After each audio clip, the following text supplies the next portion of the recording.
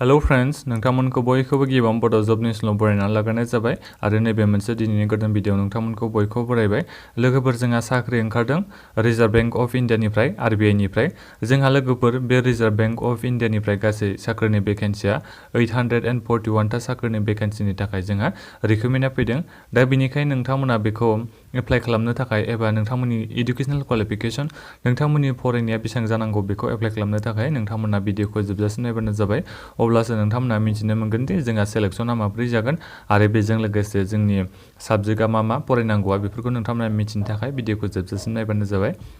ओमफ्राय आं नोंथांमोनसिम मोनसेल' रिक्वेस्ट खालामो जायफोर बिथांमोना दासिमबो चेनेलखौ साबस्क्राइब खालामाखैबा अन्नानै चेनेलखौ नोंथांमोना साबस्क्राइब खालामना ला नोंथांमोना चेनेलखौ साबस्क्राइब खालामना लाबासो मिथिनो मोनगोन दि जोंहा बे साख्रिनि एडमिट कार्डआ माला फैगोन बेफोरनि गासैबो डिटेल्सखौ नोंथांमोना बे बड' जब निउसनि गेजेरजों मोनबाय थागोन बेनिखायनो चेनेलखौ साबस्क्राइब खालामना लाबानो जाबाय जाहाथे नोंथांमोना उनाव एडमिट कार्ड फैबा गोख्रैनो मिथिनो मोनो लोगोफोर जोंहा बे साख्रिनि नामा जाहैबाय अफिस एटेन्डेन्स साख्रि नामा बे अफिस एटेन्डेन्सनि थाखाय जाफैदों दा बे सेलेक्शना जोंहा मोननै रोखोमै लानाय जागोन होननानै बुंदों फार्स्टआव जोंहा मा लानाय जागोननो कान्ट्रि वाइड कम्पिटिटिभ टेस्ट लानाय जागोन जाय नोंनि लेंगुवेज प्रफिशिएन्सि टेस्ट लानाय जागोन माने लेंगुवेज प्रफिशिएन्सि टेस्टखौथ' नोंथांमोना मिथिखायो नोंनि माने लकेल लेंगुवेजनि माबाखौ होनाय जागोन माने लकेल लेंगुवेजनि टेस्टखौ लानाय जागोन जेरै जोंना बे आसामाव मा जागोन बड' जागोन हिन्दी जागोन आसामिस जागोन इंलिश जागोन बे जायखिजाया मोनथाम साबजेक्टनि प्रफिशिएन्सि टेस्टखौ लानाय जागोन होनना बे बुंदों रिजनेल टेस्ट माने दा बेहाय एडभार्टाइजमेन्टआव बेखौ होनदों जोंहा एप्लाइ अनलाइना फेब्रुवारिनि 24निफ्राय एप्लाइ अनलाइना स्टार्ट जाबायनो ओमफ्राय लास्ट डेटआ जोंहा एप्लाइ अनलाइननिया 15 मार्च खालि जोबफैगोन ना एप्लाइ अनलाइना दा बेहाय बुंदों लोगोफोर जोंहा अनलाइन पेमेन्ट खालामनांगोन नोंथांमोना एप्लाइ खालामनाय समाव 50 रुपिस नोंथांमोना पेमेन्ट खालामनांगोन एप्लाइ अनलाइन खालामनाय समाव आं नोंथांमोननो दायो गासिबो भेकेन्सिनि डिटेल्सखौ नोंथांमोननो खोन्थानि बे जाबाय माखासे केटेगरि वाइज होनाय दङ बे केटेगरिखौ नोंथांमोना नायबानो जाबाय बेहाय होनाय दङ जेनेबा गुबुन स्टेटनिबो दङ जोंहाबो गुवाहाटि माने जोंना आसामनिया गुवाहाटि नालाय सिटिया बेखौ बेहाय मेनसन खालामनाय दङ गुबुन स्टेटनि दङ आरो बेहाय नाथायबा जोंहा साख्रिनि गासै टटेल भेकेन्सिया बेसेबां दङ बेहाय नोंथांमोननो होनाय दङ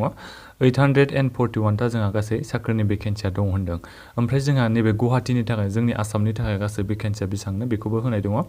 जेरै बेहाय गुवाहाटि होदोंना ओमफ्राय नैबिथिं टटेल होमबा जोंनि गुवाहाटिनि थाखाय बेसेबांनो गासै 38 टा गासै टटेल भेकेन्सि दङना आसामनि थाखाय दा नोंथांमोना एप्लाइ अनलाइन खालामनो हागोन बे साख्रिखौ बिनिफ्राय लोगोफोर एग्जाम सेन्टारा बहा जागोन बेखौबो होनाय दं नोंथांमोना नायनो हागोन ने जोंहा एग्जामा गुवाहाटियाव जागोन होनना बे बुंदों जों माने आसामनि नालाय बेनिखायनो आं दा आसामनिखौल' नोंथांमोननो खोन्थाजोब्बाय माखासेया गुबुन जायगानिबा नोंथांमोना बेखौ मोजाङै नायनो हागोन दा एजनि माखासे होदों बेहाय नोंथांमोननो आं खोन्थानि बे एडभार्टाइजमेन्टआव गोबां माने होनाय दङ नोंथांमोना बेफोरखौ मोजाङै फरायनानै नायजोबनो हागोन एक्स सार्भिसमेन पार्सन विथ डिसेबिलिटि बेफोरनि गोबां माने डिटेल्स होनाय दं बेफोरखौ नोंथांमोना नायनो हागोन आं मेनखौल' खोन्थागोन बेफोरखौ आं गासिबो नोंथांमोननो खोन्थाना होजोबोबा भिडिअआ जोबोद गोलाव जागोन बेफोर गासिबो लोगोफोर पार्सन विथ डिसेबिलिटि माने जायखौ जोङो सर्ट फर्माव PWDबो होननानै बुङो पार्सन विथ डिसेबिलिटि माने बेहाय बिराद गोबां होनाय दं आरो जेनेबा डिसेबिलिटिनि माबायदि कन्डिसना बे साख्रिनि थाखाय एलिजिबोल जागोन बेफोरनि डिटेल्सखौ मोजाङै होनाय दं नोंथांमोना नायनो हागोन बेफोरखौ आं माने गोनांखौल' नोंथांमोना दायो खोन्थानोसै एलिजिबिलिटि क्राइटेरिया दा नोंथांमोननि बैसोआ लोगोफोर 18 बोसोरनिफ्राय 25 बोसोरनि सिंनि गासैबो केन्डिडेटफ्रा एप्लाइ खालामजोबनो हागोन होनदों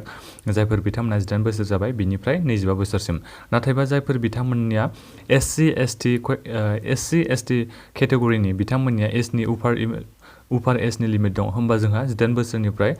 30 बोसोरनि सिंनि गासैबो केन्डिडेटफ्रा एप्लाइ खालामनो हागोन जायफोर बिथांमोना SC ST केटेगरियाव गोलैयो ओमफ्राय जायफोर बिथांमोना OBC केटेगरियाव गोलैयो बिथांमोना 18 बोसोरनिफ्राय 28 इयार्ससिमा एप्लाइ खालामजोबनो हागोन हौवासा हिन्जावसा गासिबो दा बेखौनो बेहाय होनाय दङ ओमफ्राय क्राइटेरिया होनाय दं बेफोरखौ नोंथांमोना नायनो हागोन बिथिं आं नोंथांमोननो खोन्थानि दायो क्वालिफिकेसना मा जानांगौ बेखौ आं नोंथांमोननो खोन्थानि बे होनदों 10th स्टेन्डार्ड नोंथांमोना मेट्रिक पास जाबानो एप्लाइ खालामनो हागोननो जायफोर बिथांमोना मेट्रिक पास जानो हाबाय बिथांमोना एप्लाइ खालामनो हागोन बेहाय जेबो कम्पिउटार सार्टिफिकेट बेफोरबायदि जेबो बियाखै मात्र नोंथांमोना मेट्रिकल' पास जानांगौ जायफोर बिथांमोना हायार सेकेन्डारि फरायगासिनो दङ बिथांमोनाबो एप्लाइ खालामनो हागोन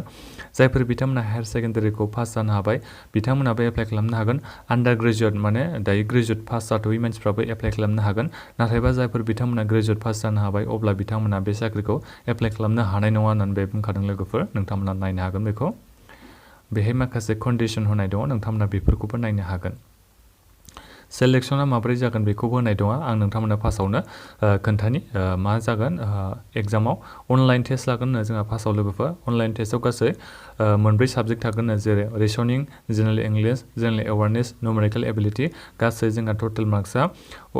माबा थागोन 120 मार्क्सनि गासै एग्जामा जागोन होनना बे बुंदों ओमफ्राय गासै कुइसना जोंहा 120 थागोन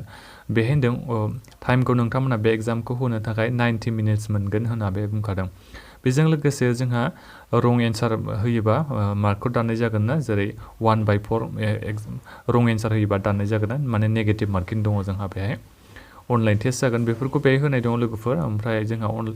LPT माने लेंगुवेज प्रफिशिएन्सि टेस्टबो लानाय जागोन होननानै दहाय आं सिगाङाव नोंथांमोननो बुंखादों बिनिफ्राय बे माखासे कन्डिशन होनाय दङ बेखौ माला लानाय जागोन ना एप्रिल मेनि गेजेराव जायखिजाया लानाय जागोन ना बे डेटखौ मेनसन खालामाखै जायखिजाया जेब्ला एडमिट कार्ड फैयो अब्ला नोंथांमोननो आङो भिडिअ बानायनो खोन्थागोन नालाय बेनिखायनो नोंथांमोना चेनेलखौ साबस्क्राइब खालामना लाबानो जाबाय जाहाथे नोंथांमोना एप्लाइ अनलाइन खालामखांनायनि उनाव एडमिट कार्डखौ चेनेलनि गेजेरजों मोननो हागोन आंनि बे चेनेलनि गेजेरजों बड' जबनि चेनेलनि गेजेरजों दा बेहाय बेखिनियानो होनाय दंमोन माखासे बिथिं प्रि एग्जामिनेसन ट्रेनिं बेफोरखौ होनाय दं नोंथांमोनखौ मोजाङै नायबानो जाबाय एग्जाम होखांनायनि उनाव माबायदि कन्डिशन थागोन जेनेबा सिलेक्शन प्रसिडार माब्रै जागोन बेखौ मोजाङै होनाय दं नोंथांमोना बेखौ मोजाङै नायबानो जाबाय ओमफ्राय टेस्टनि सेन्टारफ्रा बबेबा बेखौबो बे होनाय दंजोबो जोंनो आं होनखादोंमोन ना जोंहा गुवाहाटियाव जागोन होननानै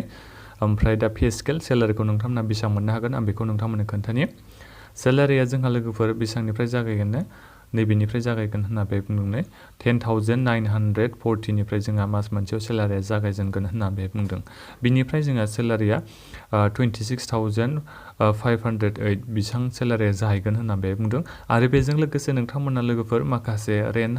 एलावेन्सबो मोननो हागोन जेनेबा नोंथांमोना रुम भाराफोर थानांगौ जायोबा साख्रिखौ नोंथांमोना जेनेबा गुवाहाटियाव मोनबा गुवाहाटियाव नोंथांमोना थाहैनांगौ जायोबा अब्ला नोंथांमोना बे रेन्ट हाउस रेन्ट एलावेन्सखौ मोनगोन ना 15% बेयो सेलारिनि अनगायै आलादा नोंथांमोना मोनगोन होनना बे बुंदों माखासे एलावेन्सबो दङ बेनिखायनो नोंथांमोना सोरबाफोर गोसो गुदुङा एप्लाइ अनलाइन खालामना लाबानो जाबाय एप्लाइ अनलाइना जोंहा 24 फेब्रुवारिनिफ्रायनो स्टार्ट जाखाबाय ओमफ्राय लास्ट डेटआ जाहैबाय एप्लाइ अनलाइनआ जोंहा 15 मार्च खालि जोबहैगोन दा बेनिखायनो नोंथांमोना एप्लाइ अनलाइन खालामबानो जाबाय 50 रुपिस लागोन एप्लाइ अनलाइन पेमेन्ट खालामनांगोन नोंथांमोना बेखौ बे मेनसन खालामनाय दंखायो नोंथांमोना नायनो हागोन जायफोर बिथांमोना SC ST PWBD EW EXS बिथांमोननि थाखाय 50 रुपिसल' अनलाइन पेमेन्ट खालामनांगौआ नाथायबा जायफोर बिथांमोना जेनेरेल केन्डिडेट EWS OBC बिथांमोननि थाखाय 450 होनाय दङ बेहाय एप्लिकेसन फिसा SC ST बिथांमोननि थाखाय जोबोद खम एप्लिकेसन फिसा 50 रुपिसल'